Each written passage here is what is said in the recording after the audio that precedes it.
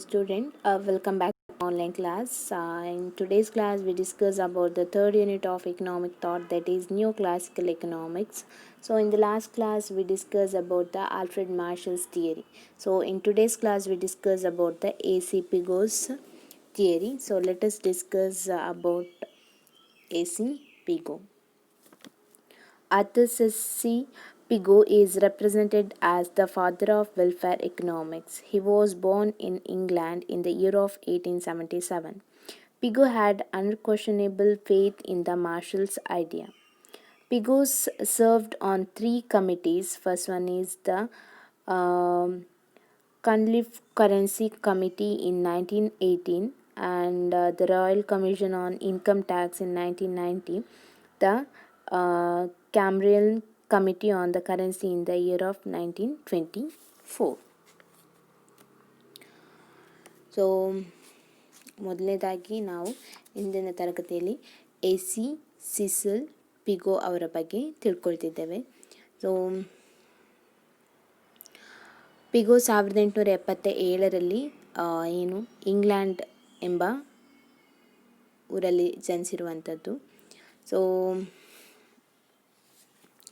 ಇವರನ್ನು ನಾವು ಯೋಗಕ್ಷೇಮ ಅರ್ಥಶಾಸ್ತ್ರಜ್ಞ ಅಂತ ಹೇಳಿಯೇ ಗುರುತಿಸಲ್ಪಡ್ತೇವೆ. ವೆಲ್ಫೇರ್ ಎಕನಾಮಿಸ್ಟ್ ಅಂತ ಹೇಳಿ A.C. ಪಿಗೋವನ್ನು ನಾವು ಗುರುತಿಸಲ್ಪಡ್ತೇವೆ. ಸೊ ಪಿಗೋ ಹಲವು ಕೃತಿಗಳನ್ನು ರಚಿಸಿದ್ದಾರೆ. ಅವುಗಳಲ್ಲಿ ಮುಖ್ಯವಾದಂಥದ್ದು ವೆಲ್ತ್ ಆ್ಯಂಡ್ ವೆಲ್ಫೇರ್, ಸಂಪತ್ತು ಮತ್ತು ಕ್ಷೇಮ ಅಭ್ಯುದಯ, ಮತ್ತು essay in applied economics and industrial fluctuations, study of public finance, economics of sanitary status, socialism versus capitalism, employment and equilibrium, essay in economics, Marshall and the current thought. So these are all the books or works of the A.C. Pigot.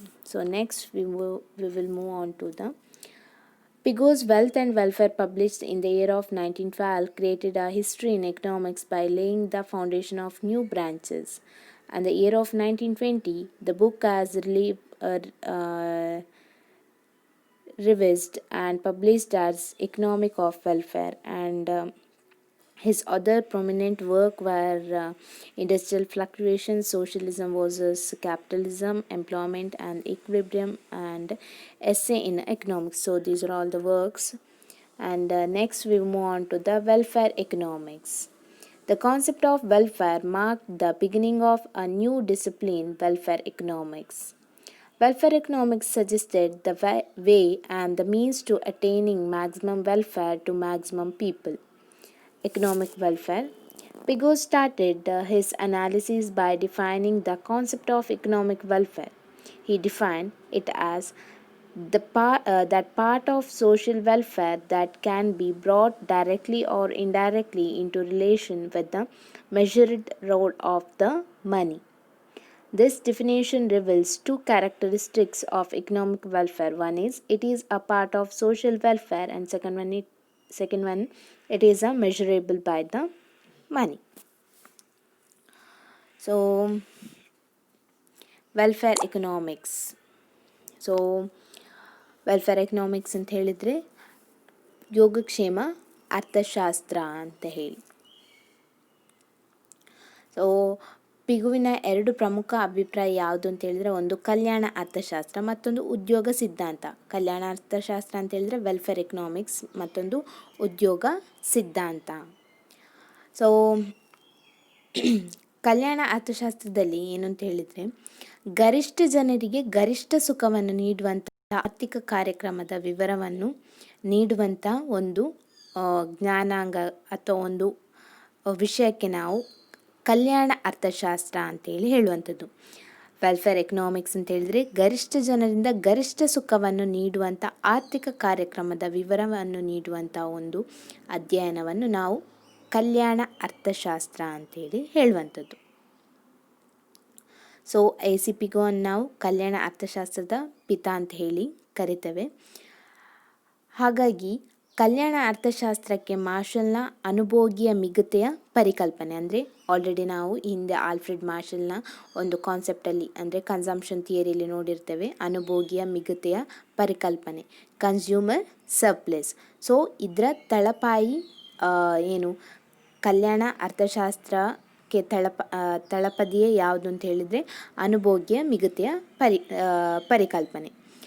ಸರಕುಗಳ ಬೆಲೆಗಳು ಅವುಗಳ ಉಪಯೋಗಕ್ಕಿಂತ ಕಡಿಮೆ ಇರಬೇಕು ಅಂತ ಹೇಳೋದೇ ಅನುಭೋಗ್ಯ ಮಿಗತೆಯ ಪರಿಕಲ್ಪನೆ ಅಲ್ವಾ. So ನಾವು ಆಲ್ರೆಡಿ ನಮಗೆ ಕನ್ಸ್ಯೂಮರ್ ಸರ್ಪ್ಲೆಸ್ ಅಂತ ಹೇಳಿದರೆ ಏನಂತ ಗೊತ್ತುಂಟು. ಸೊ ಏನು ಒಂದು ಸರಕಿನ ಬೆಲೆ ಅವುಗಳ ಉಪಯೋಗಕ್ಕಿಂತ ಕಡಿಮೆ ಇರಬೇಕು ಅಂತ ಹೇಳೋದೇ ಕನ್ಸ್ಯೂಮರ್ ಸರ್ಪ್ಲೆಸ್ನ ಮೇನ್ ಉದ್ದೇಶ.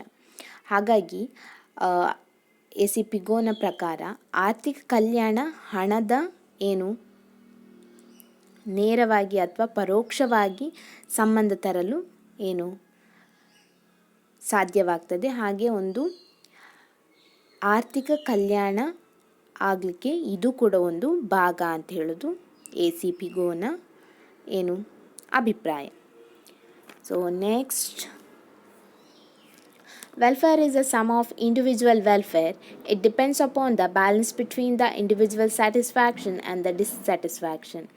Economic welfare is a measurable concept. Individual welfare are capable for the measurement through choice expressed in the money payment.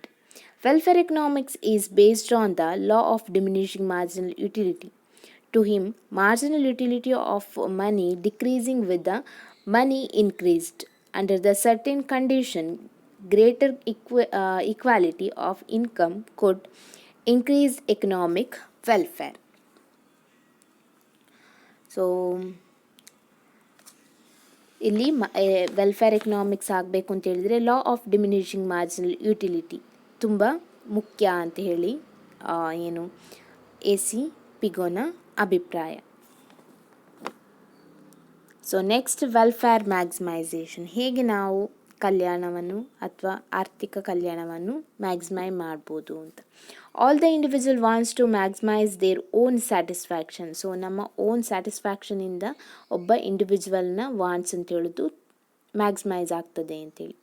Present, the consumption for the future is the natural tendency of human beings. Welfare is a maximum when the national division or dividend is maximum. Welfare maximization requires the fulfillment of two conditions. One is equality of the value of private marginal net product and the value of social marginal net product. Second, existence of perfect competition. So ಗರಿಷ್ಠ ಆರ್ಥಿಕ ಕಲ್ಯಾಣ ಆಗಬೇಕು ಅಂತ ಹೇಳಿ ಆದರೆ 2 ಷರತ್ತುಗಳನ್ನು ನಾವು ನೋಡ್ಬೋದು. ಮೊದಲನೇದು, equality of the value of private marginal net product and the value of social marginal net product. So private marginal net product ಅಂತ ಹೇಳಿದ್ರೆ ಖಾಸಗಿ ಸೀಮಾಂತ ನಿವ್ವಳ ಉತ್ಪಾದನೆ ಮತ್ತು ಸಾಮಾಜಿಕ ಅಂದರೆ ಸೋಷಿಯಲ್ ಮಾರ್ಜಿನಲ್ ನೆಟ್ ಪ್ರಾಡಕ್ಟ್ ಸಾಮಾಜಿಕ ಸೀಮಾಂತ ನಿವ್ವಳ ಉತ್ಪಾದನೆ. ಸೊ ಇವೆರಡರ ನಡುವಿನ ಏನು ಡಿಫ್ರೆನ್ಸನ್ನು ನಾವು ಫಸ್ಟಿಗೆ ನೋಡಬೇಕು. ಸೊ ಆವಾಗ ನಮಗೆ ಗರಿಷ್ಠ ಆರ್ಥಿಕ ಕಲ್ಯಾಣವನ್ನು ಸಾಧನೆ ಮಾಡಲಿಕ್ಕೆ ಆಗ್ತದೆ ಅಂತ ಹೇಳಿ. So next, existing perfect competition. ಪರಿಪೂರ್ಣ ಪೈಪೋಟಿ ಅಸ್ತಿತ್ವದಲ್ಲಿರಬೇಕು. ಸೊ ಏನು ಒಂದು ಪರ್ಫೆಕ್ಟ್ ಕಾಂಪಿಟೇಷನ್ ನಮ್ಮ ಏನು ಎಕನಾಮಿಯಲ್ಲಿ ಇದ್ದರೆ ಮಾತ್ರ ನಾವು ನಮ್ಮ ವೆಲ್ಫೇರನ್ನು ಮ್ಯಾಕ್ಸಿಮೈಸ್ ಮಾಡಲಿಕ್ಕೆ ಕಾರಣ ಆಗ್ತದೆ ಅಂತೇಳಿ. So next, limitation of Pigou's concept of welfare economics. Impossibility of measured of welfare.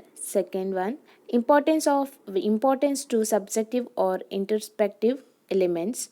And the third, ignorance of the negative impact of equal distribution of income on the capital accumulation. And the fourth one, more stress on ethical aspect rather than on scientific explanation. So ಯಾವ ರೀತಿಯಾದಂಥ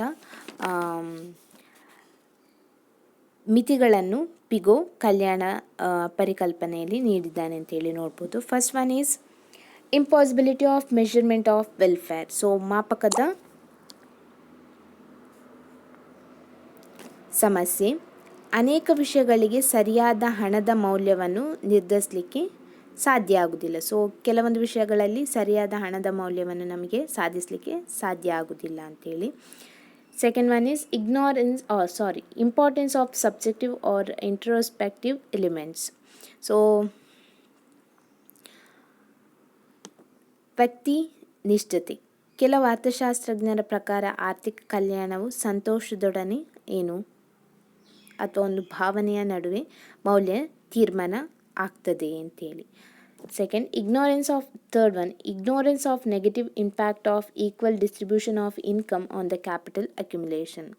so ವ್ಯತಿರಿಕ್ತ ಪರಿಣಾಮ ಕೂಡ ಇದರ ಮೇಲೆ ಆಗುವಂಥದ್ದು. So ಗರಿಷ್ಠ ಆರ್ಥಿಕ ಕಲ್ಯಾಣ ಸಾಧನೆಗೆ ಹಣವೇ ಮುಖ್ಯ ಅಥವಾ ಆದಾಯವೇ ಮುಖ್ಯ, ಅದನ್ನು ಸಮಾನವಾಗಿ ಹಂಚಿದರೆ ಮಾತ್ರ ನಮ್ಮ ಆರ್ಥಿಕ ಬೆಳವಣಿಗೆ ಆಗ್ತದೆ ಅಂತ ಹೇಳೋದು ವ್ಯತಿರಿಕ್ತವಾದ ಪರಿಣಾಮ ಎಲ್ಲರ ಮೇಲೆ ಬೀಳುವಂಥದ್ದು. More stress on ethical aspect rather than on scientific explanation. So ನೈತಿಕ ಸಿದ್ಧಾಂತದ ಅವಲಂಬನೆ ಅಂತೇಳಿದರೆ ವೈಜ್ಞಾನಿಕ ಮಹತ್ವ ಇಲ್ಲದೇ ಇರುವಂಥದ್ದು ಅಥವಾ ಸಮಾನ ಸಾಮರ್ಥ್ಯ ಅಥವಾ ನೈತಿಕ ಸಿದ್ಧಾಂತ ಇಲ್ಲದೆ ಇರುವಂಥದ್ದು. ಸೊ ಇದೆಲ್ಲದೂ ಕೂಡ ಪಿಗೋವಿನ ಕಲ್ಯಾಣ ಪರಿಕಲ್ಪನೆಯ ಮಿತಿಗಳು. ಸೊ ಇವತ್ತಿಗೆ ಇಲ್ಲಿನ ಕ್ಲಾಸನ್ನು ನಾನು ಮುಗಿಸ್ತಿದ್ದೇನೆ. Thank you for watching student.